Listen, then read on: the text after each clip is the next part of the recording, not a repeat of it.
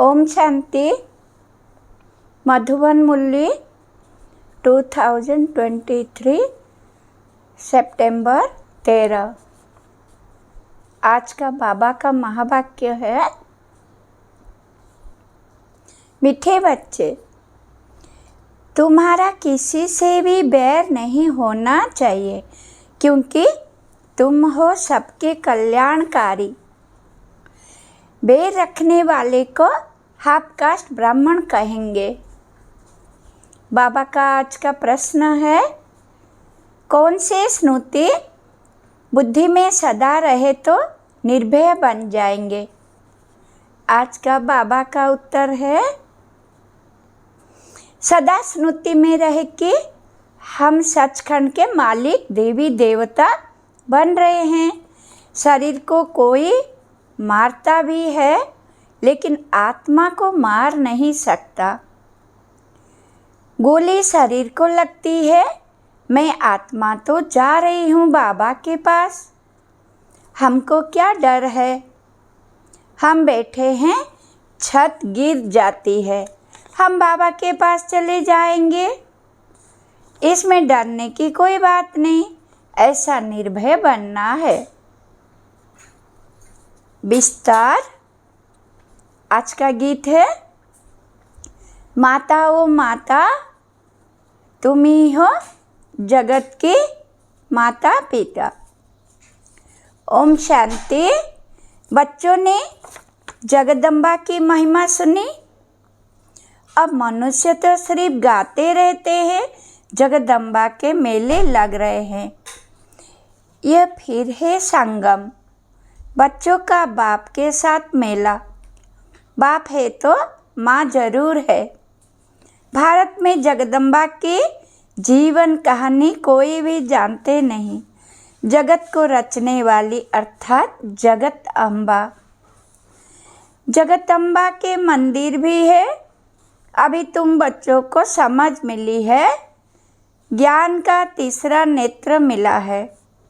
अभी तुम बच्चे जानते हो, जिसका यादगार बना हुआ है वो जरूर सृष्टि के संगम पर आए होंगे। इनको जगदम्बा कहा जाता है। जगत पिता प्रजापिता भी है ना। इस बेहद ड्रामा का आदि मध्य अंत क्या है और मुख्य एक्टर्स कौन से हैं, ये कोई नहीं जानते। हीरो हीरोइन भी एक्टर होते हैं ना। सिर्फ दो नहीं होंगे, जरूर उनकी सेना होंगी। जगदम्बा की भी सेना होगी। उनको शक्तियाँ भी कहा जाता है। शक्ति सेना नामी ग्रामी है। शक्ति कहाँ से आई? जरूर सर्वशक्तिवान परमपिता परमात्मा से ही शक्ति ली होगी। ये तो सब मानते हैं, ऊंचते ऊंच भगवान है, उनको ही सत्य श्री अकाल कहते हैं। अकाली जो होते हैं वो निराकार को मानने वाले होते हैं। सिख ग्रंथी गुरु नानक को मानते हैं, कहते हैं गुरु नानक देव है। उनकी जो पीढ़ी होती है, उनके 10 बादशाहों के नाम भी भिन्न भिन्न है। कोई का सिंह, कोई का दास, कोई का चंद भी नाम होगा। सबके नाम भिन्न भिन्न है। और अकाली को जो है वो अकाल मूर्त को मानते हैं। सत श्री अकाल, ये किसकी महिमा की? परमपिता परमात्मा की। तो सिद्ध करते हैं सत सिर्फ एक श्री श्री अकाल मूर्त परमात्मा है। तुम कह सकते हो सत श्री अकाल, तुम उनको जानते हो। वो सिर्फ अक्षर कह देते, अर्थ कुछ भी नहीं जानते।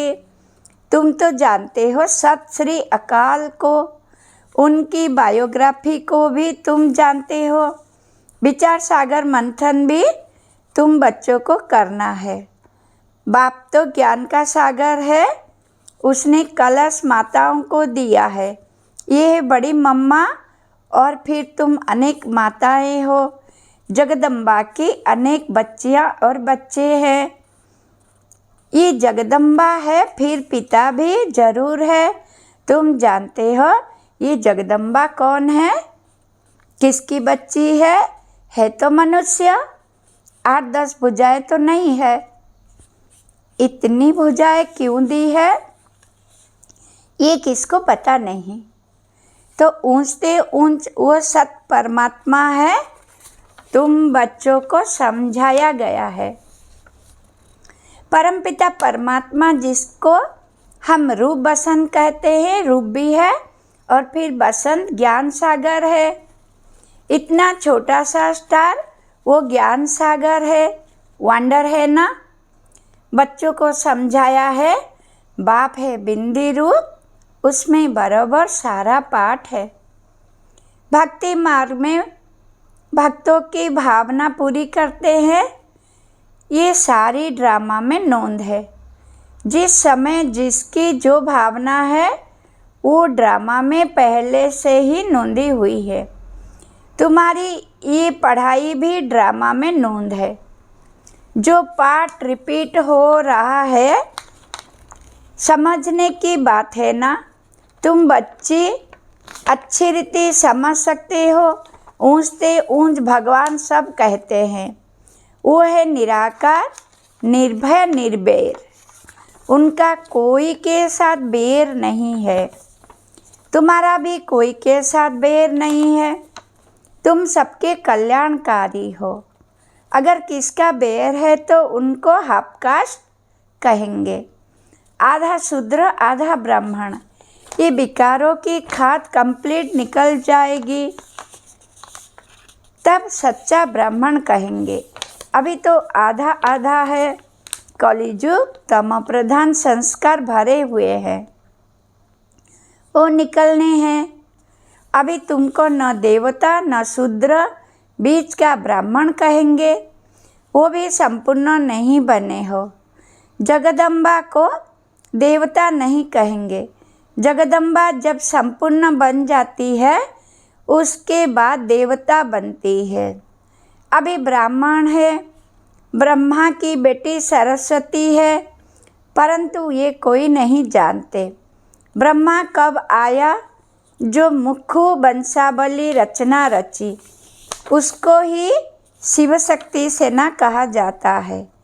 तो तुम जानते हो वो ऊंचते ऊंच बाप परमपिता परमात्मा परम धाम में रहने वाले हैं। फिर सूक्ष्म वतन में है ब्रह्मा, विष्णु, शंकर। प्रभुति मार्ग होने कारण वो भी जुगल दिखाते हैं। विष्णु को पूरा जुगल दिखाते हैं। ये सब बुद्धि में रहना चाहिए। मनुष्य कहेंगे हम एक्टर है, तो मनुष्य को ड्रामा के आदि मध्य अंत का मालूम होना चाहिए ना। ऊंचते ऊंच भगवान कौन है?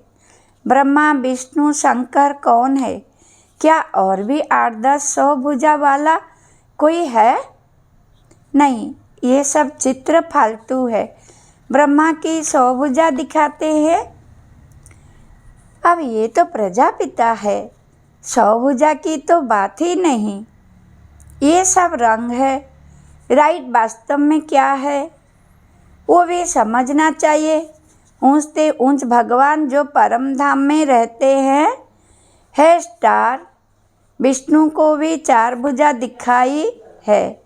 जो भुजा लक्ष्मी की, 2 भुजा नारायण की, जैसे रावण के 10 शीश दिखाते हैं। 5 स्त्री के विकार और 5 पुरुष के। पहले मुख्य विकार है देह अभिमान, फिर और विकार नंबरवार आते हैं।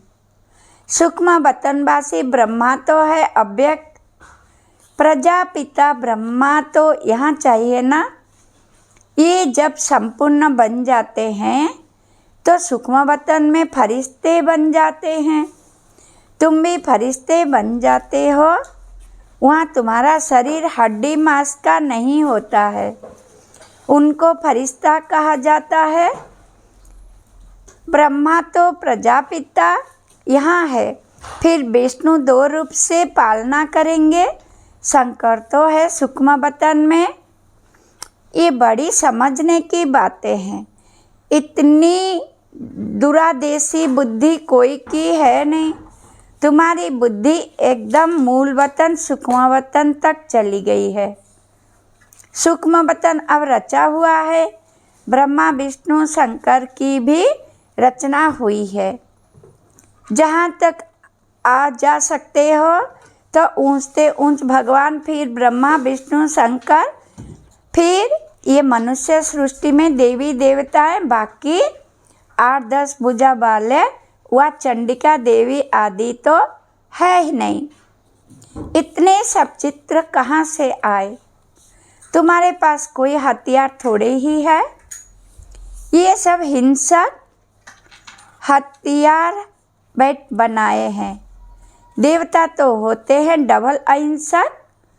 सूक्ष्म वतन में कोई हथियार आदि होते नहीं। चित्र में कितने हथियार दिए हैं। इसको कहा जाता है गुड्डियों की पूजा। ऑक्युपेशन को कोई जानते नहीं। बाबा आकर ब्रह्मा द्वारा नई रचना रचते हैं तो खुद बड़ा हो गया ना। तुम हो उनकी संतान, पोत्रे और पोत्रियाँ। समझने वाले समझते भी हैं, परंतु फिर ये नहीं समझते कि सबकी मौत होनी है। अभी भी कितने मरते रहते हैं। अखबारों आदि में कोई दिखलाते थोड़े ही है, नहीं तो नाम बदनाम हो जाए। भूख बहुत मरते हैं। एक समय मुश्किल से 2 रोटी मिलती है। तुम बच्चे जान गए हो सतयुग में लक्ष्मी नारायण का राज्य चलता है। 2 भुजा वाले ही मनुष्य है। बाकी सतयुग में कोई 8-10 भुजा वाली देवियाँ नहीं होती है। सेकंड नंबर में है राम सीता। वो भी यहाँ राजयोग से पद पा रहे हैं। कितनी सहज बात है समझने की। बाप कहते हैं तुमने बहुत वेद शास्त्र पढ़े हैं, अब तुम मेरे से सुनो और जज करो। मैं तुम्हें सत्य सुनाता हूँ या वो सत्य सुनाते हैं। अगर वो सत्य सुनाते हैं तो तुम सत्यनारायण की कथा से सत्यनारायण क्यों नहीं बने? अभी तुम प्रैक्टिकल में सत्य बाबा से सत्य कथा सुन रहे हो। नारी से लक्ष्मी, नर से नारायण बनने की ये कथा है। जरूर प्रजा भी बनेगी कि सिर्फ लक्ष्मी नारायण जाकर तख्त पर बैठेंगे। ये देवी देवताओं की राजधानी स्थापन हो रही है। फिर सतयुग में आकर राज्य करेंगे। वहाँ राजाओं को लश्कर आदि कोई होते नहीं। लश्कर भिखारी अनहोली राजाओं को होते हैं। वो तो है होली राजाएं। सजू को होली लैंड कहा जाता है, उसको अनहोली लैंड कहते हैं। बहुत पुराने पतित हो गए हैं। नए को पुराना बनना ही है। शरीर भी पहले नया फिर पुराना होता है। ये तो बुद्धि में बैठना चाहिए ना। मनुष्य होते हुए भी ड्रामा के आदि मध्य अंत को नहीं जानते। तुम जानते हो ऊँचते ऊँच शिव बाबा मूल वतन में रहते हैं। उसको निराकारी दुनिया कहा जाता है। आत्माएं बिंदियाँ भी वहाँ रहती है, परंतु बिंदी रूप ही दें तो कोई समझ कैसे सके? बिंदी की पूजा कैसे करेंगे? शिव बाबा के बिंदी रूप की पूजा कैसे करें? तिलक कैसे लगावे? बाबा अमरनाथ पर भी गए हुए हैं। बाबा सारा देखकर आए थे कि कैसे शिवलिंग बनाते हैं। कहते हैं वहाँ पार्वती को शंकर ने कथा सुनाई। अब पार्वती ने किस दुर्गति को पाया था जो उनको बैठ कथा सुनाई? वास्तव में तुम सब पार्वतियाँ हो। तुम जन्म मरण में आते हो और सद्गति को पाने के लिए कथा सुन रहे हो। तो वहाँ पूछा शिवलिंग कहाँ है? तो बोला शिवलिंग तो आप ही निकल आता है। अरे ये कैसे होगा। वहाँ कबूतर भी दिखाते हैं। कबूतर पिजन बात करना कभी सीखते नहीं। तोते को बात करना सिखलाते हैं तो वो बोलते हैं। कंठी पड़ जाती है। तुम ज्ञान की कंठी पहनते हो तो बाबा ने समझाया है, ऊँचते ऊँचतो है शिव बाबा, फिर ब्रह्मा, फिर शंकर। प्रवृत्ति मार्ग दिखाने लिए विष्णु को 4 भुजाएं दिखाते हैं। यहाँ मनुष्य सृष्टि में ऊँचते ऊँच लक्ष्मी नारायण और उनकी राजधानी, फिर राम सीता की डिनास्टी, ये होली डिनास्टी पूरी होती है। फिर रावण राज्य शुरू होता है। फिर सबको पतित बनना ही है। बाकी हाँ, पिछाड़ी में जो नई आत्माएं आती है उनका कुछ प्रभाव निकलता है। किसका सतो प्रधानता का, किसका रजोतम का पाठ है। ये बेहद का ड्रामा है। मनुष्य तो मनुष्य ही है, बाकी सब है गुड्डियों की पूजा। तुम एक्टर्स हो ना, अभी तुम मनुष्य से देवता बन रहे हो। पढ़ाई से मनुष्य कितना ऊंच पद पाते हैं, ये भी पढ़ाई है जिससे तुम राज्य पद पाते हो। ऐसी पढ़ाई कोई होती नहीं। वो प्रिंस प्रिंसेस तो प्रारब्ध ले आते हैं। तुम यहाँ प्रारब्ध बना रहे हो। भविष्य सतयुग के लिए कितनी ऊंच है। फिर सहज नॉलेज है। सेकंड में जीवन मुक्ति। हम बेहद बाप के बच्चे हैं, ईश्वरीय गोद में बैठे हैं। ईश्वरीय गोद कौन छोड़ेंगे। तो इस ड्रामा के आदि मध्य अंत को समझना है। बाप तो यथार्थ रीति बैठ समझाते हैं। जो मनुष्य सृष्टि का बीज रूप गाया जाता है, सच्चित आनंद स्वरूप कहा जाता है। जरूर जब आएंगे तब तो वर्षा देंगे ना। तुम सचखंड के मालिक देवी देवता बनते हो। कोई डर की बात नहीं है। यहाँ तो कितना डर रहता है। कोई चढ़ाई ना करे। तुमको तो बिल्कुल निर्भय रहना है। शरीर को कोई मारता है, आत्मा को थोड़े ही मार सकते हैं। जो डरना चाहिए। निर्भय होने की बड़ी समझ चाहिए।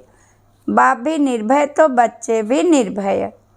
गोली शरीर को लगती है, मैं आत्मा तो जा रहा हूँ। बाबा के पास हमको क्या डर है। हम बैठे हैं, छत गिर जाती है, हम बाबा के पास चले जाएंगे। निर्भय होने में टाइम लगता है। तुम हो जगदम्बा के बच्चे, शिव शक्ति सेना। एक की तो महिमा नहीं है। तुम भी साथ हो। ये कमांडर है।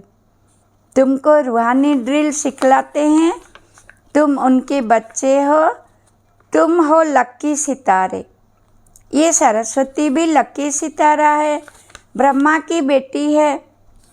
उस ज्ञान सूर्य की चंद्रमा तो ये ब्रह्मा है ना, परंतु ये मेल होने कारण ये सरस्वती भी लक्की सितारा है, ब्रह्मा की बेटी है ना। उस ज्ञान सूर्य का चंद्रमा तो ये ब्रह्मा है ना, परंतु ये मेल होने कारण माता पर कलश रखा जाता है।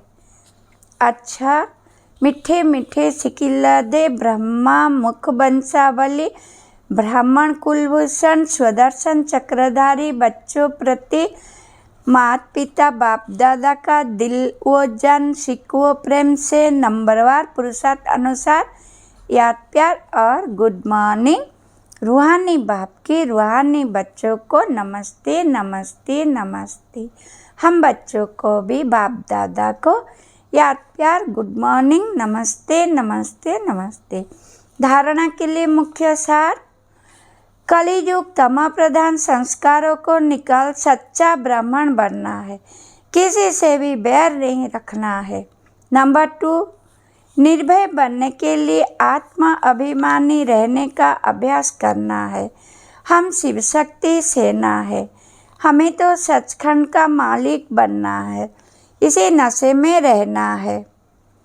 वरदान, काली युगी वायुमंडल में रहते हुए उसके वाइब्रेशन से सेफ रहने वाले स्वराज्य अधिकारी भव। विस्तार, स्वराज्य अधिकारी उसे कहा जाता जिसे कोई भी कर्मेंद्रिय अपनी तरफ आकर्षित न करे, सदा एक बाप की तरफ आकर्षित रहे, किसी भी व्यक्ति व वस्तु की तरफ आकर्षित न जाए। ऐसे राज्य अधिकारी ही तपस्वी है। वही हंस बगुलों के कलिजुगी वायुमंडल में रहते हुए सदा सेफ रहते हैं। जरा भी दुनिया के वाइब्रेशन उन्हें आकर्षित नहीं करते। सब कंप्लेन समाप्त हो जाती है। स्लोगन, बुरे को अच्छे में बदल देना ही उच्च ब्राह्मण की श्रेष्ठ शक्ति है। ओम शांति। धन्यवाद। स्वीट शिव बाबा। शुक्रिया शुक्रिया शुक्रिया।